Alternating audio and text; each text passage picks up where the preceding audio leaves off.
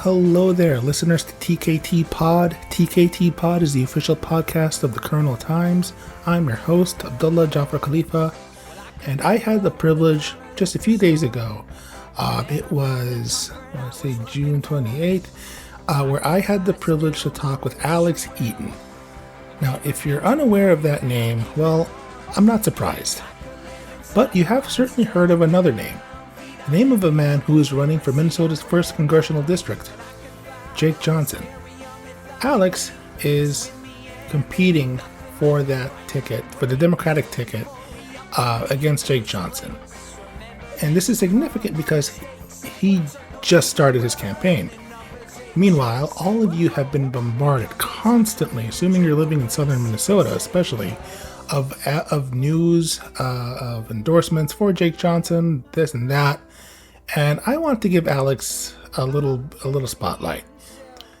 And I'm definitely going to play this interview soon here, but I just want to make sure that you guys are aware of something. I'm a biased person.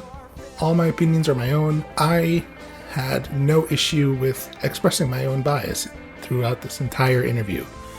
And the reason why I address this is because I know that you guys are smart. You can make up your own minds. And I don't want to be accused of deceiving you. I mean, you're all adults. I can't imagine why any children would be listening to this. This is not entertaining for them, but hopefully entertaining for you. And I will just say up front, I'm a leftist. I'm a progressive person when it comes to politics. And that is the framework I came with when interviewing Mr. Eaton. So, sit back and, enjoy this interview I had with Alex Eaton.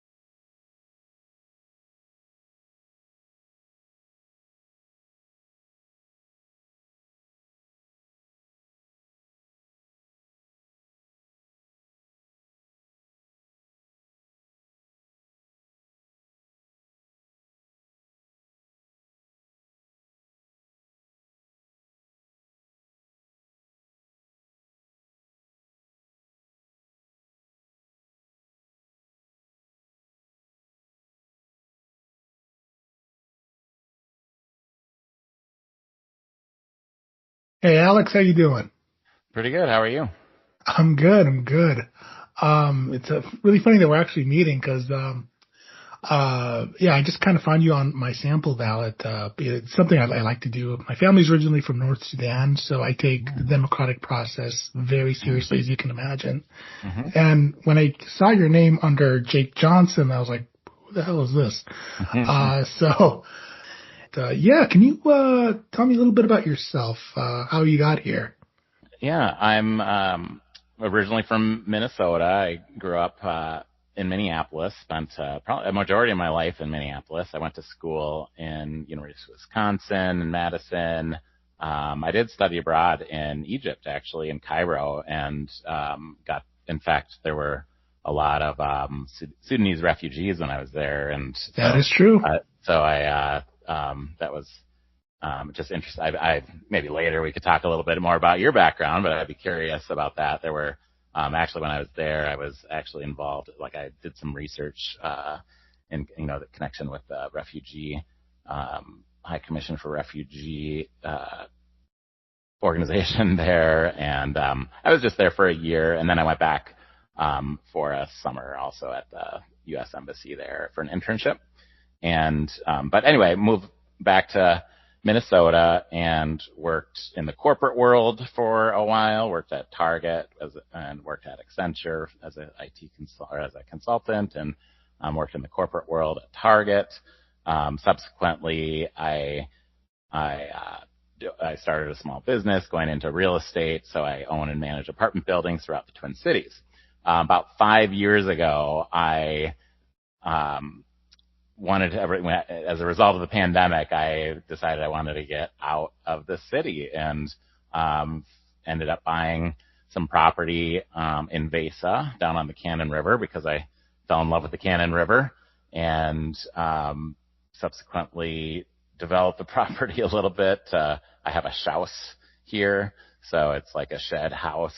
Yeah, I was gonna And say what's a shows, but glad you answered that right away. Like you knew I wouldn't know. yeah, I mean, some people know. I mean, I mean, people in the city certainly wouldn't know, but in the country, it's becoming a little more common. So it looks like a shed from the outside, and in my case, sometimes people have a house and it's all house inside, but my house is like majority shed. So I have my tractor in there, and but then I have a loft a living quarters upstairs. So that I'm actually planting a tree farm. I have a sawmill, so I'm do a lot of these outdoor projects. I've gotten really engaged in the community here, and I call it my home now. So that's a Yeah, little bit about honestly, me. yeah. I mean, all you really need is a blue ox and you're Paul Bunyan at that point. Yeah. Yep. Yeah, and yeah, and honestly, I have to say, this is me revealing my bias, my opinions are my own, but I really love your policy, and I was kind of hoping for you to dig into that and what separates you Mhm. from Jake Johnson. Yeah, well, one thing I've found in talking to Minnesotans, Southern Minnesotans, is that, and I mean, you see it on a national level too, that we've really lost the working class. So you got, a lot of people, struggling from a financial standpoint, and they're looking at the Democratic Party, which is what the party that historically has fought for them, but we've let them down a lot in this generation here. I think, going back to 2009, we had a majority. We had, for a year, we had full control as Democrats, and we could have passed any policy we wanted if we would have had, the guts to do it. But instead, we ended up with Obamacare, and, that didn't really lead us in a great place. I mean, it's definitely led to some good things in terms of more people covered, but we still have 25 million people with no health insurance. Um, so as I started to look at, what the changes that I would bring if I were elected, I really started to think about what are the things for the working class that could really help them. And to me, the number one policy that I'm advocating for is single payer universal health care, because it is such a win-win if we can implement it, because people are clamoring for it. I mean, if you talk to anybody, they're up, almost everybody is upset with our healthcare system. Single payer is a solution where we can lower costs overall. So even as a business owner myself, I would love it if, like, as a business, I didn't have to deal with the health insurance for my employees. So I think we'll get some allies in that front. Also, I'm talking to Republicans. I have a new video that is coming out tonight about where I'm interviewing. I'm literally walking across the state, and I'm going out on the street, and I'm talking to anybody who will talk to me, no matter their political party. And I find Republicans that I talk to, and I talk to them about single payer, and they're supportive. It's crazy how easy it is to find people that are supportive of a dramatic new policy like that. And I got to say that does kind of surprise me a bit. Maybe that shows my arrogance. But when in my mind at least, when I think about bringing up universal health care to a Republican or just someone who's more right-leaning, I would imagine that their immediate response is, no, that's communism or something like that. But is that really what you hear from at least most of the people you talk to? Absolutely, Abdullah. And is that how you pronounce your name, Abdullah? Technically Abdullah, because it's from an Arabic background. But honestly, I'm cool with either pronunciation. I mean, this is Minnesota, so. No, I know Abdullah. I speak a little Arabic, so it's okay. I would urge you to watch my new video that's coming out on YouTube tonight, and you'll see firsthand these conversations. And also, if you look at the there's a study recent, about 6 months ago, the Pew Research did a study on public interest in universal health care and single payer. So by now there's Republican support for universal health care is up 10 points in the last 5 or 6 years.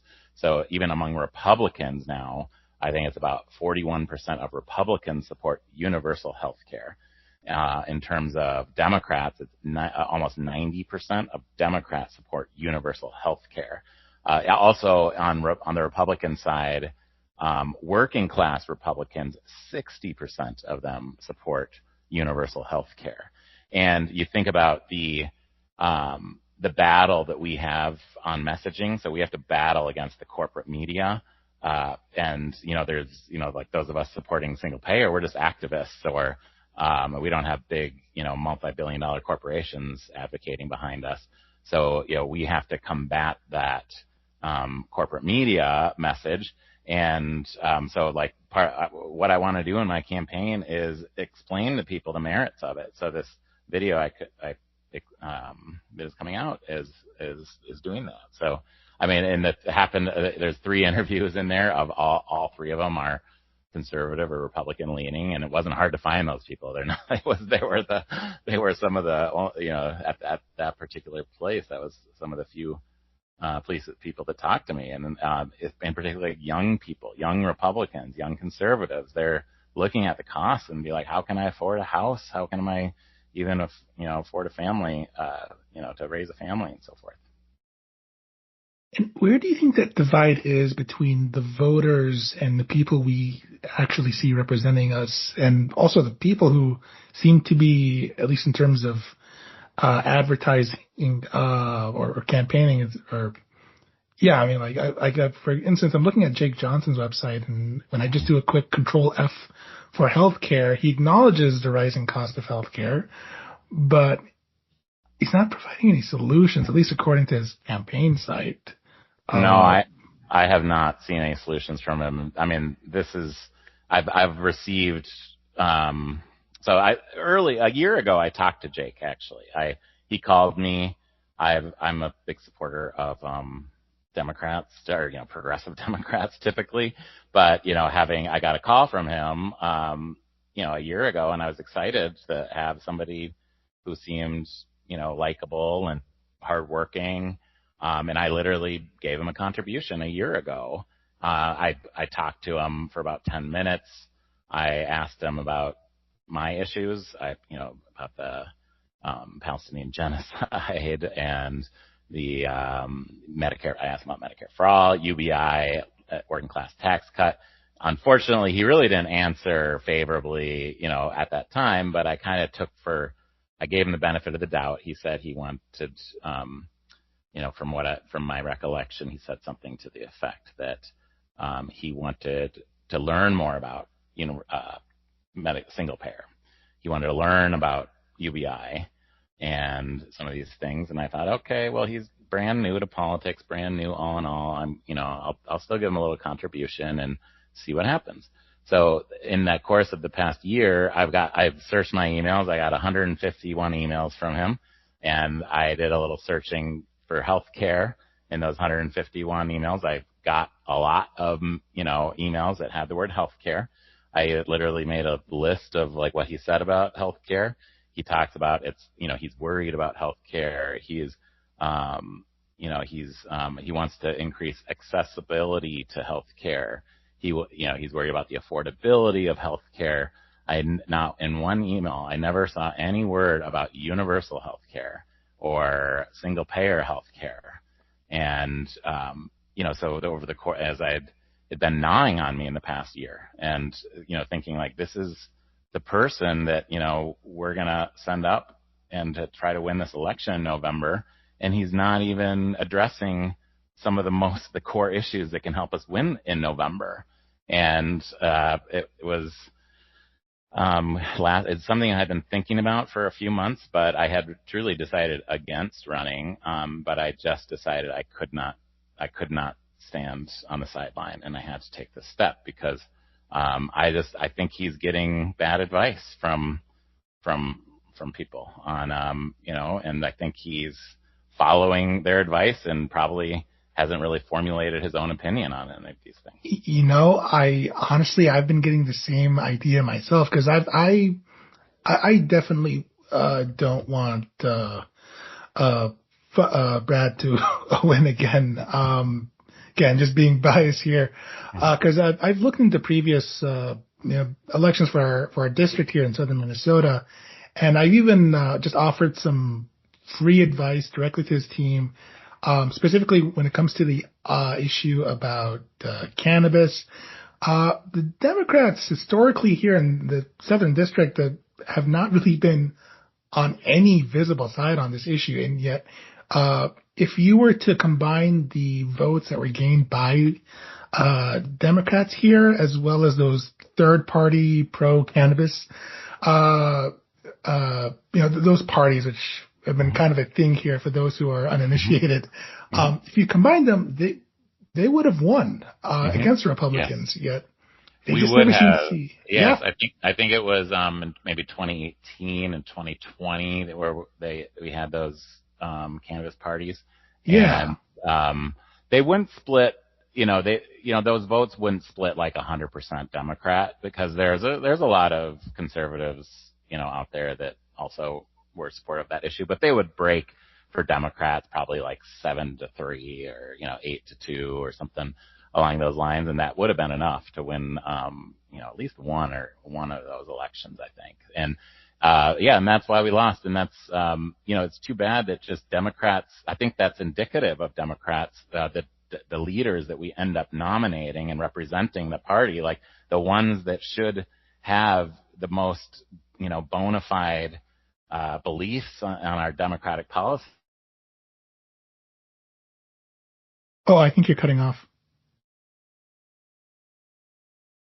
Is there? Can you hear him?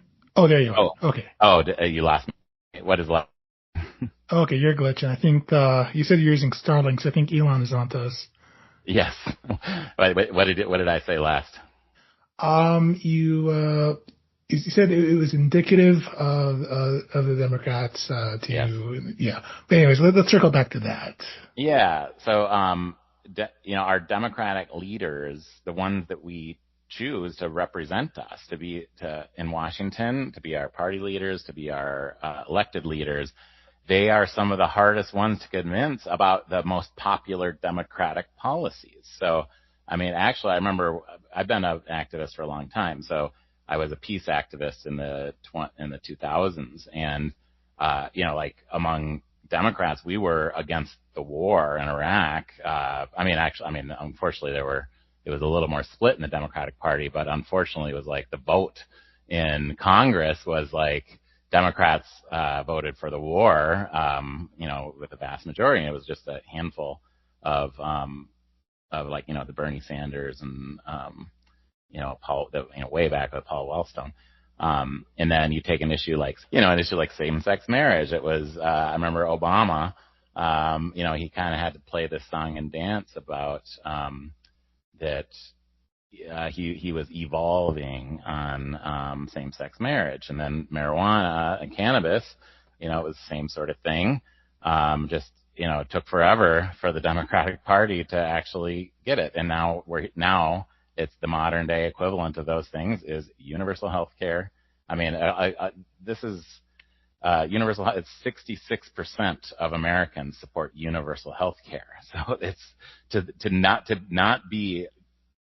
be a huge advocate of universal health care means that you're running an uphill battle. You're casting your lot with the insurance companies, and you're hoping the insurance company execs are going to be able to help you win the election against the 66% of America that supports universal health care. So these are just some of the things that motivated me. So what do you think you have to do to really earn that ticket for the Democratic primary? Because a little bit about myself. A couple weeks ago, I had to pay a $600 medical bill as a result of a 20-minute visit to the doctor, and that's after insurance. And I just got to say, as hard as that is, I feel so free as an American when I do that. When I see other countries that would not make you have to pay anything like that, I think that's communism. What do you have to do to convince people like me to say, hey, maybe you shouldn't have to do that? You feel free to pay. It makes you happy to pay $600. Well, I don't hear that one too much. Yeah, exactly.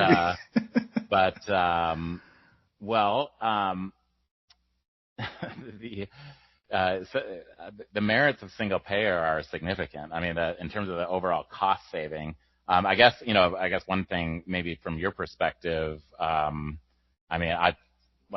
you might be part of the 34% that don't believe in universal health care then, if you think people should pay for it. Whereas I think me and most of the majority, we come, and, I think you were just saying that as a rhetorical example. I am, yeah. Obviously, so I understand I understand your point. But, the 66% of Americans, we believe it's a human right. We believe that we should band together as people through government and ensure that our neighbors have health care. And in Minnesota, we care about our neighbors. It's one of the things, I've seen in my walk across Minnesota is that people want to help out those in need. They want to help out people that are struggling financially. So when it comes to health care, even it means some people might have to pay more tax because of it. That's a good thing. And overall, and then the merits of single payer means that we can do it for a lot cheaper. We pay 2 times the amount per person as Canada, more than 2 times. And it's the biggest reason are the insurance companies. They want to make their profits. They have their advertising. They have, huge administrative costs. So it will take a significant reform and fundamentally to boot out the insurance companies. And Abdullah, if you go to the doctor and you can get that same treatment and then just not have to pay that money. And in that way, you should also feel like you're very free. Now, how much more, from your calculations, would the average American be paying more for this? Or I guess maybe another way to ask this, since, they wouldn't have to worry about paying insurance, how much would they be saving? Okay. Well, overall, we spend about, as a country overall, we spend about $5.5 trillion on healthcare. So, and that comes out to around $16,000 per person, a little more than $16,000.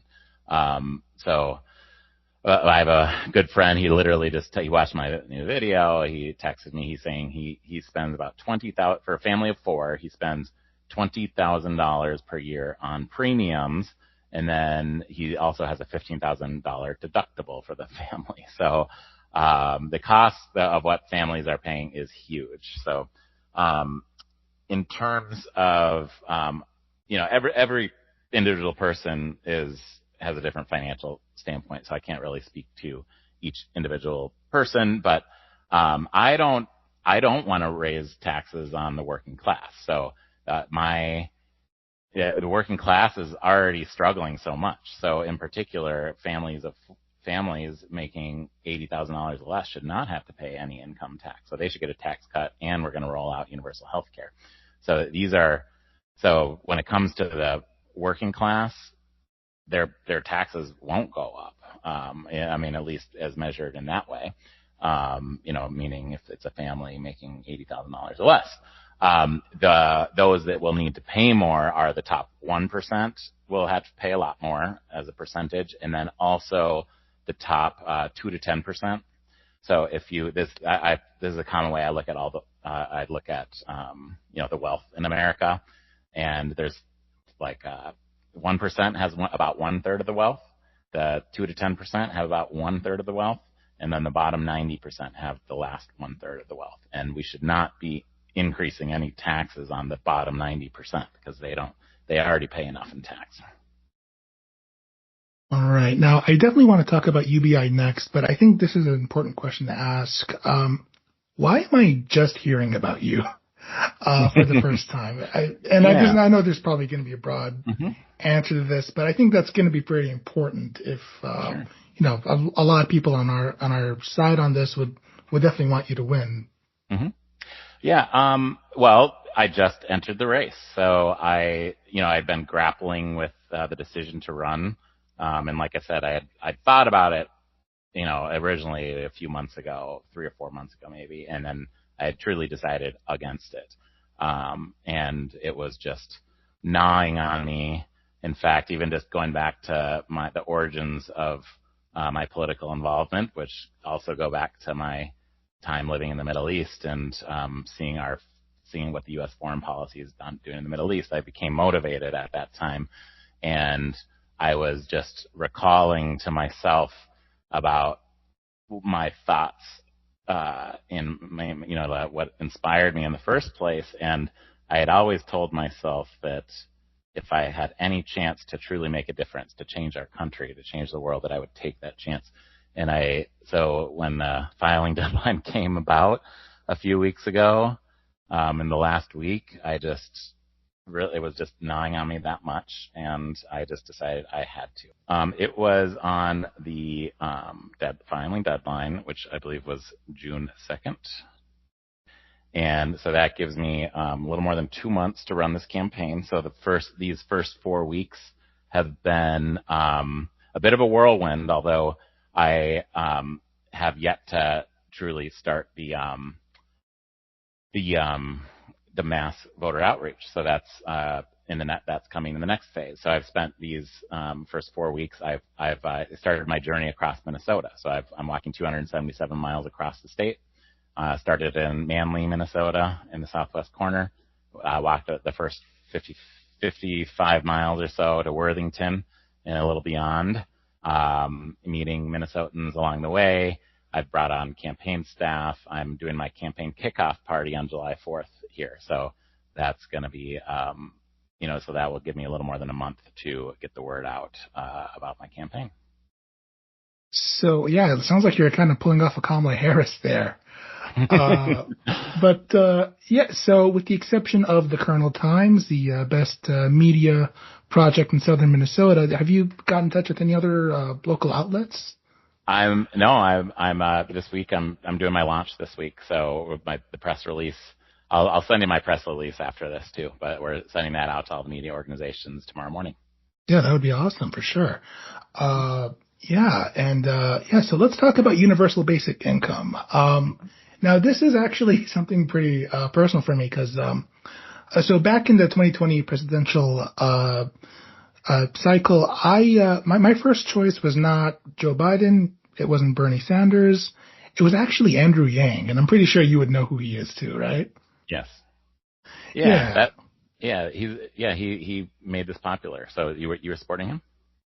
Oh yeah, I was definitely early in the Yang gang for sure. Mm-hmm. Yeah. So and just for those who don't know, Andrew Yang is an entrepreneur who ran for president in the 2020 presidential cycle. He didn't make it past the first few weeks during the caucuses and primaries, but I'm just kind of working off memory here. But yeah, so universal basic income has definitely become a much more bigger topic with the rise of AI and everything. Well, why do you want to make this one of your biggest aspects of your platform, though? Yeah. Again, it goes back to the working class, and in the broad sense, it's the bottom 90%. So we're going to deliver universal health care. We're going to deliver a tax cut to the working class.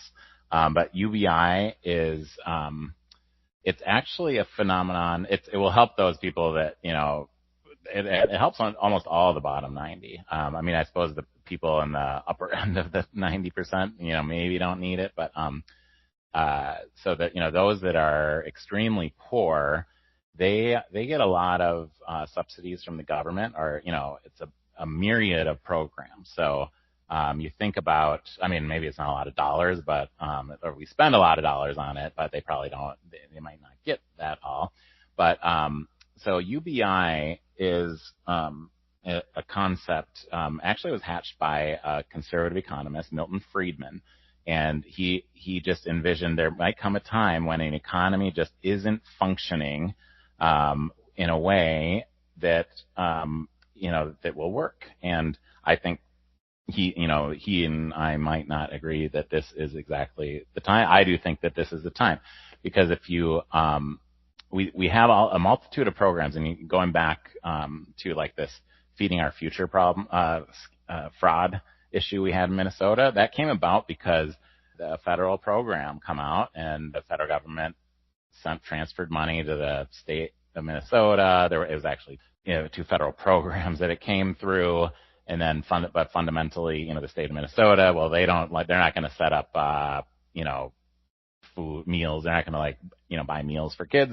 And so what instead they did is set up these sites and sponsors these nonprofits to have these meals. So they made grants to those multitude, numerous nonprofits, and some for-profit organizations too. So when it's all said and done, even the honest kind, for every dollar we spend on, in that program, it's a fraction that even being honest, even the honest ones, it's a fraction that makes it to becoming a meal. But then it also attracted a lot of fraud, because it's just paperwork. So as long as you submit the right paperwork, these nonprofits could get the money. Doesn't matter if they really had served meals or not. So UBI is something to help those families. For the poorest people, an extra $500 would be a godsend to them. And then if for the very poor, and then for those that the rest of the working class that maybe aren't struggling to eat, but they still struggle in other ways, the $500 could help them make rent. It could help them with their kids in some other way. And so for most of the 90% of Americans, it would be a very, very favorable thing, and way more efficient. So you compare the efficiency of, Feeding Our Future, that program, I don't know the number overall, for the broader, the actual Minnesota program, but, again, maybe, a fraction of the money we spent actually helped kids. Whereas, if you take a program that's, like Social Security, it's for every dollar we spend on Social Security, over 99 cents makes it to the recipient. So we can expect the same out of UBI. So if we spend, for every dollar we spend on UBI, we know that it will be like over 99 cents makes it to the actual person. So the efficiency is really what sells me on it. and it's not a handout. What it is it's an additional element of our economic system, like Milton Friedman hashed the idea. And government already plays a significant role in the economy. The government decides on what mortgage interest rates are. The government, there's a Fed that buys all these assets from large banks to make sure that the banks don't lose money or become insolvent. There's too big to fail on all these. The government's a huge customer of SpaceX. So it's government is already heavily involved in the economy. So UBI is the missing link, and it's what we need right now to be able to push money directly down to the people that are most in need, and it's the most efficient way of doing it. Now, I do have a question for you that we never hear when it comes to going to war with a completely different country. How are you going to pay for that? Because it sounds like you're doing a different kind of math compared to Andrew Yang, because I specifically remember him saying that we could totally do this, but with $1,000 for every American. Mm-hmm. But you're shooting for 500.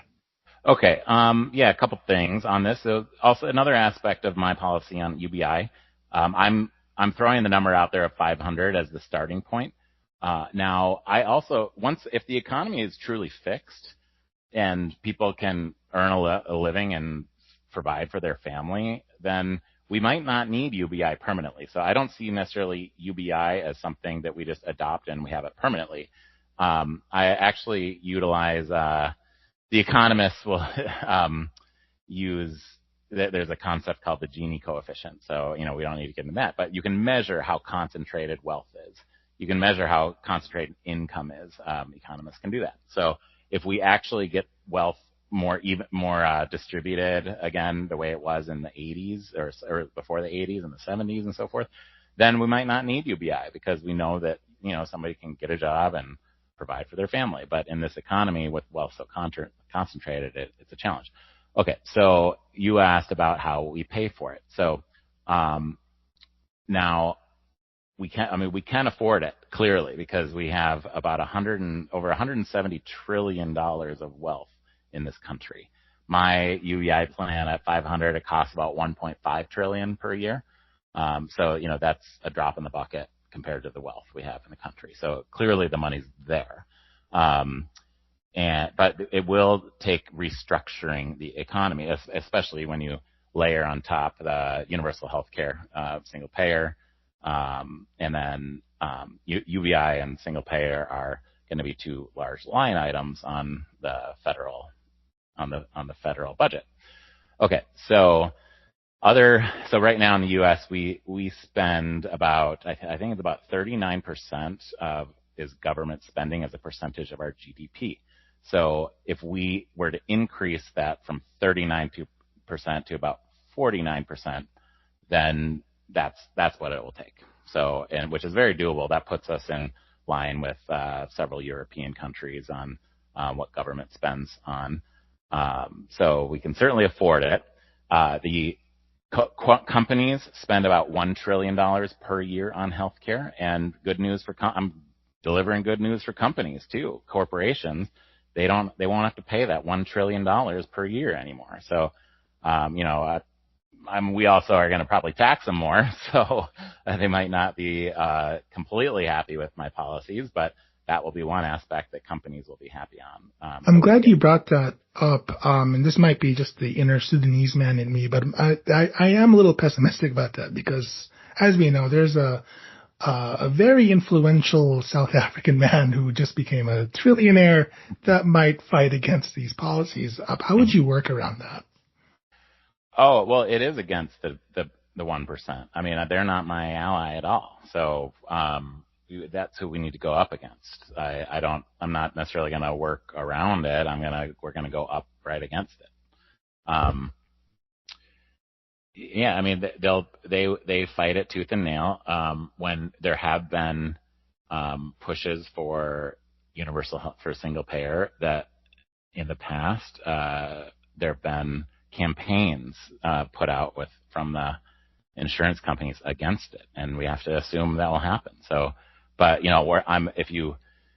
we need to appeal to the 90% of Americans that are going to get a huge benefit from these policies. So that's 90% of us compared to, the 1% at the very top and the 2 to 10%, which some of those people are good moral people that might support it anyway, but even if it's against their financial interests. So it's numbers, and we have the numbers. Well, I mean, yeah, this was definitely a productive interview. I sure did learn a lot. Obviously these are the top issues that I found on your website, and I'm sure that's probably going to grow for more. But I do kind of want to learn a little bit more about your time in Egypt. So why were you there again? I studied abroad first for 1 semester, and I was in, just undergrad at the time, so learning a little Arabic and some political science classes of sorts. And then I stayed through the summer and taught English, volunteered at an orphanage. Then I ended up just taking a semester off because I was just loving it so much and traveled all around the Middle East. Oh, actually, here's a funny little thing. So in my campaign in Minnesota, I'm walking 277 miles across the state. And you know what? The closest thing I've ever had to doing that in the past is when I went to Syria. So I spent a month in Syria. What? And I had this crazy idea. I just, dropped my stuff at a hotel. I brought like a day pack or like, a small backpack of things. And I walked for 1 week. I walked about 100 miles in the mountains of Syria. Okay, I think we probably need some dates. Was this before or after the start of the Civil War? Oh, it was before. Yeah, okay. Which really, it was in 1999 that I was there. Like I was. Oh, okay. In Syria in particular, it would have been like November, December 1999.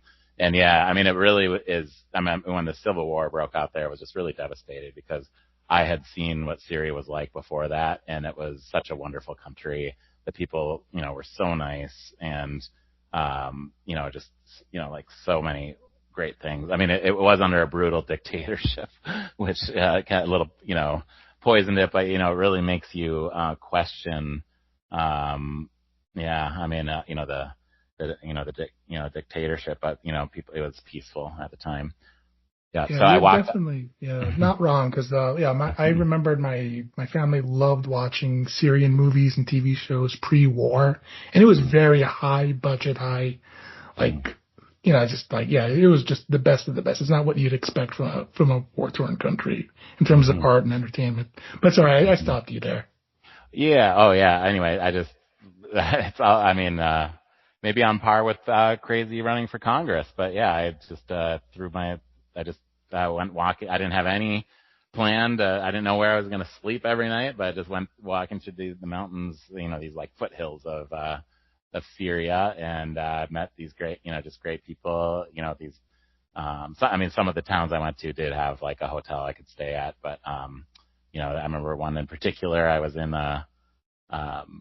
just walking the mountains. It was getting dark out, and it's like, where's the town? I was looking on the map. There's no cell phone. I didn't have any mobile cell phone back then.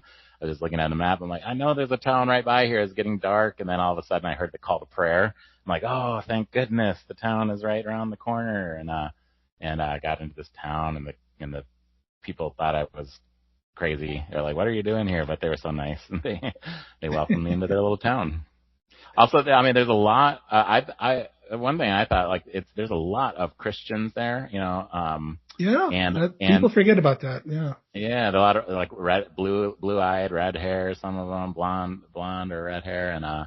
And you could see like the remnants from the Crusades, that like some of those Crusaders ended up just settling there. And, it's interesting. Yeah, the Alawites who where the Assad family originate from, they actually, that's actually a pretty common feature there from what I know. But yeah, so I gotta ask, which country from your experience makes the best food? Specifically Arab countries. Oh, Arab countries, okay. Gosh, well, just because I have to say Egypt, just because I was there. Although, yeah, like you're not just saying that because it's another Nile country from compared to another that was mentioned. Oh no. I love the koshary. Have you ever had koshary? Egyptian? Oh, dude, I dream of koshary. Although my mom's is a lot different because The way they make it, they just have the lentils boiled and then they just stir fry the onions.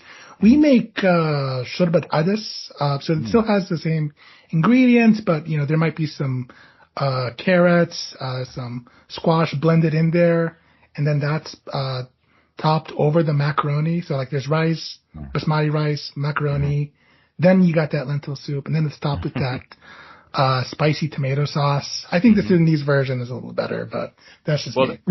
Honestly, there's no one single version. I mean, even in Egypt, like from one block to the next, there's two different recipes. And I would have this joke with my roommate there. It's like, I think whoever made up the recipe for koshary, it must have been a group effort, and they must have like had multiple people. I'm like, well, I want there to be rice. Like, no, I want there to be pasta, noodle, macaroni. I'm like, okay, let's just do both. So I think like must have been multiple people just throwing more ingredients in there. I think if whoever made it in Egypt, they had to have been Christian, because there's no way you were not hungover when you were craving that specific mix of food. Right. Yeah, exactly. Yeah, it was. I would on every block there's a koshary dish, koshary shop in Cairo, and I would just you don't order anything. You just walk in, you sit down, and they just bring it to you because there is no other options.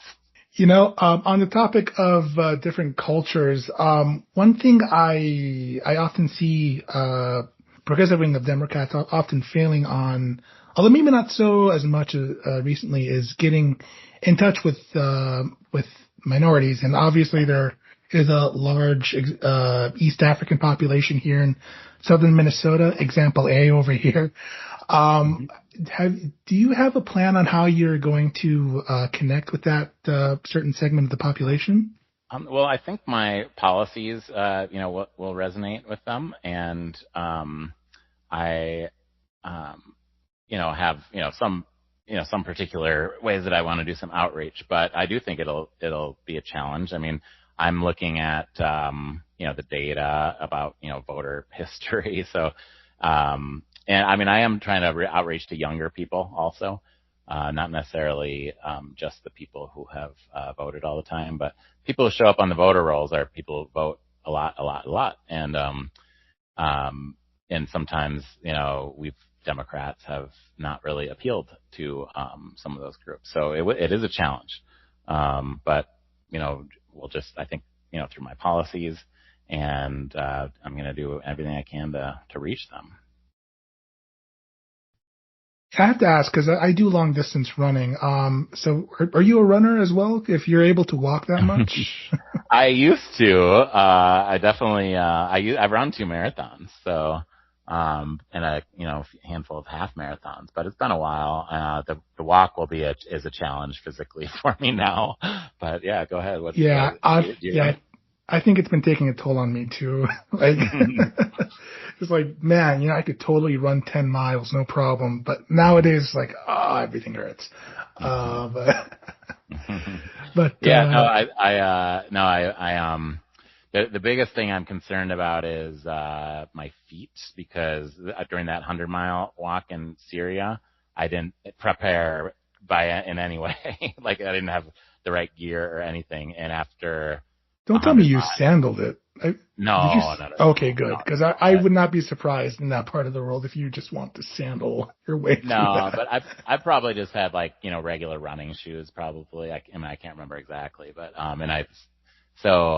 and I remember after 100 miles, back then I was much more in shape, but if you're not walking consistently, you go out and walk 100 miles in a week, your feet will be destroyed. So, but if I'm having to, I have the best shoes possible, and taping my feet, and I'm doing everything I can to make sure I don't destroy my feet that bad. Well, I had a blast talking with you. I'm definitely going to wish you luck here. But I'm just going to give the mic to you for the last minute here if you have anything you want to share. Sure, yeah. Just want to remind everybody that my name is Alex Eaton. I'm running for Congress here in southern Minnesota.